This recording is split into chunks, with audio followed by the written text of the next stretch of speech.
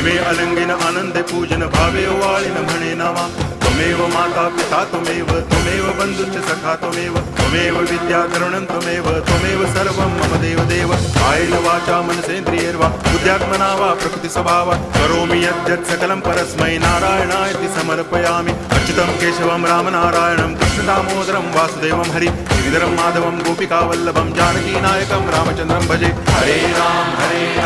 Ram Ram Hare Hare